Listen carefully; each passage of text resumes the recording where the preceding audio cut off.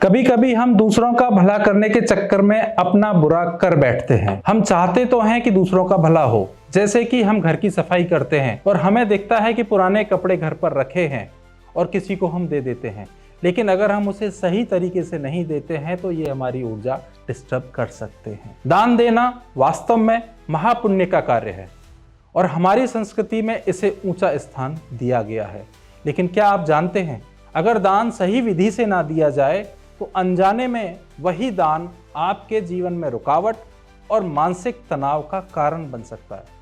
वास्तुशास्त्र और ऊर्जा विज्ञान के अनुसार हमारे पहने हुए कपड़ों में हमारी व्यक्तिगत ऊर्जा बस जाती है और यह ऊर्जा हमारे विचारों, भावनाओं और जीवन के अनुभवों से जुड़ी होती है।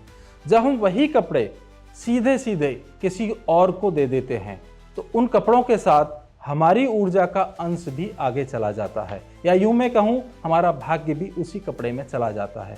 कई बार यही कारण होता है कि दान करने के बाद मन भारी लगता है या बिना वजह आपके जीवन में अड़चनें आने लगती है।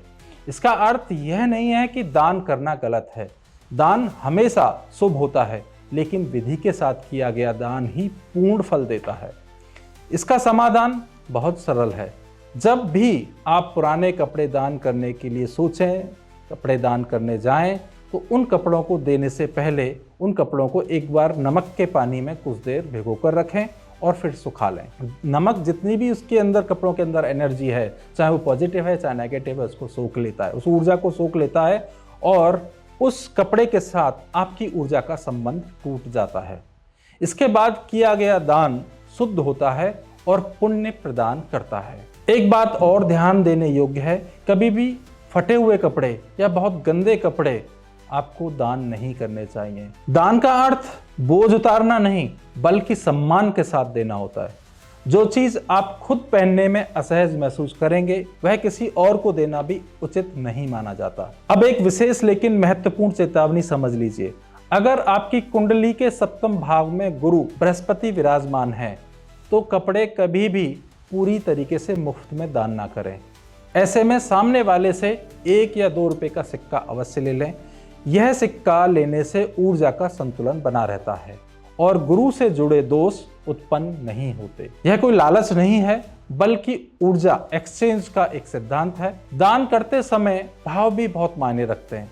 सुबह के समय शांत मन से ग्रेटिट्यूड के साथ किया गया कोई भी दान कई गुना फल देता है।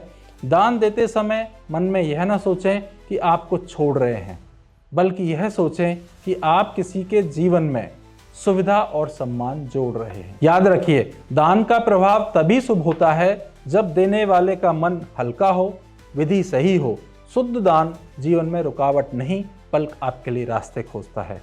और अंत में एक जरूरी बात, बाहरी शुद्धता के साथ साथ आंतरिक शुद्धता भी उतनी ही आवश्यक है।